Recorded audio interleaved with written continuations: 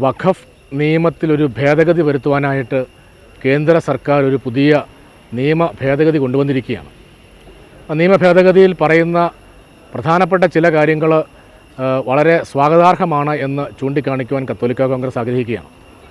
പ്രത്യേകിച്ച് ഒരു രേഖയുമില്ലാതെ ഉള്ള സ്ഥലങ്ങളിൽ ചില കയ്യേറ്റങ്ങളോ ചില അധിനിവേശങ്ങളോ നടന്നിട്ടുണ്ടെങ്കിൽ അത് വഖഫ് ബോർഡിൻ്റെ കയ്യിലാണ് ഇപ്പോൾ ഉള്ളതെങ്കിൽ അത് അവർക്ക് സ്വന്തമാണെന്നുള്ള ഒരു നിയമം നിലവിലുണ്ടായിരുന്നു.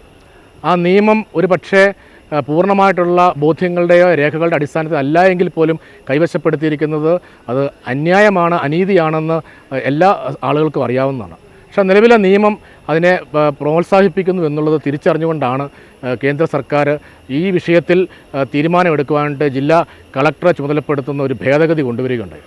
ഒപ്പം ഈ വഖഫ് സ്ഥലവുമായി ബന്ധപ്പെട്ട വിഷയങ്ങളിലുള്ള തർക്കങ്ങളുണ്ടാകുമ്പോൾ, അതിൻ്റെ അവകാശവാദവും അതിൻ്റെ ഉടമസ്ഥാവകാശത്തെ തർക്കമുണ്ടാകുമ്പോൾ ആ വിഷയത്തെക്കുറിച്ച് ഉള്ള തീരുമാനമെടുക്കുവാനായിട്ട് വഖഫ് ട്രൈബ്യൂണലിന് അധികാരം കൊടുത്തിരിക്കുന്ന ഒരു സാഹചര്യമാണ് നിലവിലുള്ളത്.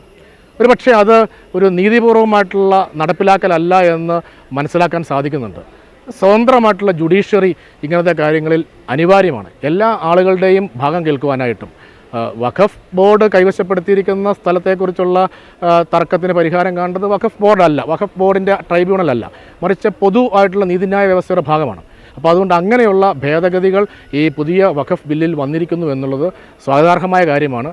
നമ്മളുടെ പല പ്രദേശത്തുള്ള ആളുകളുടെ സ്വത്തുമായി ബന്ധപ്പെട്ട് ഉടമസ്ഥവുമായി ബന്ധപ്പെട്ട് തർക്കങ്ങളും പ്രശ്നങ്ങളും വിഷമങ്ങളും നിലനിൽക്കുന്നുണ്ട്. അതിനെ പരിഗണിക്കുന്ന നിയമമാണിത്. എന്നാൽ ആ നിയമത്തിൻ്റെ എല്ലാ വശങ്ങളെക്കുറിച്ചും നമ്മൾ വിശദമായിട്ട് പോയിട്ടില്ല.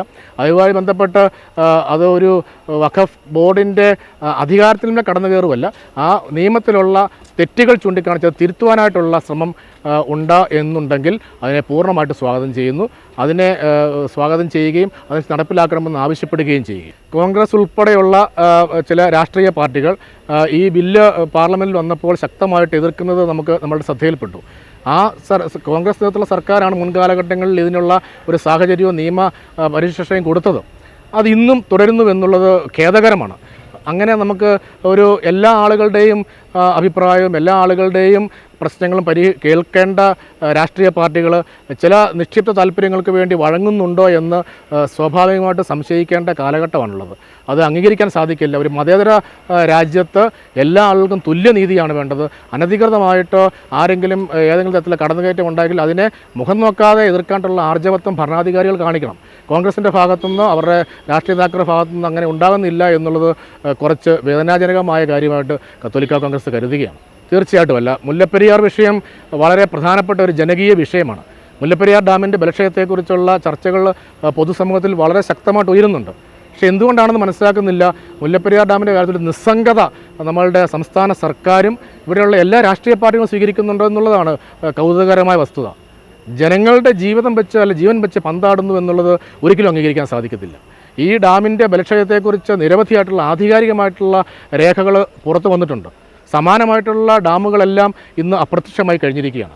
സുർക്കി മിശ്രിതവുമായി ബന്ധപ്പെട്ട് നിർമ്മിച്ച ഡാമുകളെല്ലാം. പക്ഷേ നമ്മുടെ സർക്കാർ ഏതൊക്കെയോ സമ്മർദ്ദത്തിന് വഴങ്ങുന്നുണ്ട്. നമ്മുടെ രാഷ്ട്രീയ പാർട്ടികൾ എല്ലാം തന്നെ സമ്മർദ്ദത്തിന് വഴങ്ങുന്നുണ്ട്. ജനങ്ങളുടെ പ്രശ്നങ്ങളിൽ ജനങ്ങളുടെ സുരക്ഷയ്ക്ക് ഒരു പ്രാധാന്യം കൊടുക്കാതിരിക്കുന്ന സാഹചര്യം അത് രാഷ്ട്രീയ പാർട്ടികളുടെ ഭാഗത്തുനിന്നുണ്ടായിരിക്കുന്നത് തികച്ചും പ്രതിഷേധാർഹമാണ്. മുല്ലപ്പെരിയാറിൽ ഇപ്പോൾ ഉള്ള ഡാം ഡീകമ്മീഷൻ ചെയ്യുകയും പുതിയ ഡാം എത്രയും പെട്ടെന്ന് നിർമ്മിച്ച് നമ്മളുടെ ജനങ്ങളുടെ ജീവനുള്ള സുരക്ഷ ഉറപ്പാക്കുവാനുള്ള നടപടികൾ സർക്കാരിൻ്റെ ഭാഗത്തുനിന്നുണ്ടാകണം. തമിഴ്നാട് സർക്കാരിൻ്റെയോ അവിടുത്തെ ജനങ്ങളുടെ ഭാഗത്ത് എന്തെങ്കിലും എതിർപ്പുണ്ടെങ്കിൽ അതിനെയെല്ലാം ചർച്ചകളിലൂടെ പരിഹരിക്കുവാനായിട്ടും നമ്മുടെ ആളുകൾക്ക് സുരക്ഷ ഉറപ്പിക്കുവാനായിട്ടും തമിഴ്നാടിന് ജലം കൊടുക്കുവാനായിട്ടുള്ള ഒരു മനോഭാവത്തോടു കൂടി അവരെ ബോധ്യപ്പെടുത്തി നമ്മളുടെ ആളുകളുടെ ജീവൻ്റെ സുരക്ഷ ഉറപ്പുവരുത്താൻ സർക്കാർ മുൻകൈയെടുത്ത് ശ്രമിക്കണം. ചില പ്രസ്താവനകൾ നടത്തി അങ്ങനെ ചില പൊടിക്കൈകൾ നടത്തി ഡാം ഇപ്പോൾ പൊട്ടുവൊന്നുമില്ല എന്നൊക്കെയുള്ള ചിന്ത പ്രചരിപ്പിച്ച് രാഷ്ട്രീയത്തിലെ അധികാരികളും ഭരണാധികാരികളും ശ്രമിക്കുന്നുണ്ടെങ്കിൽ അത് പ്രതിഷേധാർഹമാണ്. ആശങ്ക പരിഹരിക്കുവാൻ സർക്കാരിന് ബാധ്യതയുണ്ട്.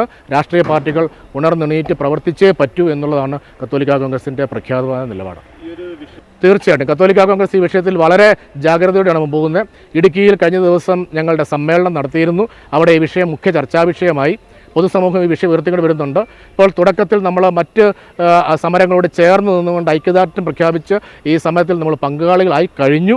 ഇനിയുള്ള നാളുകളിൽ കത്തോലിക്ക കോൺഗ്രസ് ഈ വിഷയം പൊതുവായിട്ട് ഏറ്റെടുത്തുകൊണ്ട് എല്ലാ പ്രദേശങ്ങളിലും ക്യാമ്പയിൻ ചെയ്തുകൊണ്ട് ഈ ഡാം നിർമ്മിക്കാനുള്ള നടപടിയിലേക്ക് സർക്കാരിനെ എത്തിക്കുവാനായിട്ടുള്ള ശ്രമം, അത് സമരപരിപാടികളും ബോധവൽക്കരണ പരിപാടികളും സർക്കാർ സമ്മർദ്ദങ്ങളും രാഷ്ട്രീയ പാർട്ടികളുമായിട്ടുള്ള ലൈസനിങ് ആക്ടിവിറ്റീസ് എല്ലാം വളരെ ശക്തമായിട്ട് നടത്തി ഈ ജനങ്ങളുടെ പ്രശ്നത്തിൽ മുൻപിൽ നിന്ന് പ്രവർത്തിക്കുവാൻ കത്തോലിക്ക കോൺഗ്രസ് പ്രതിജ്ഞാബദ്ധമാണ്.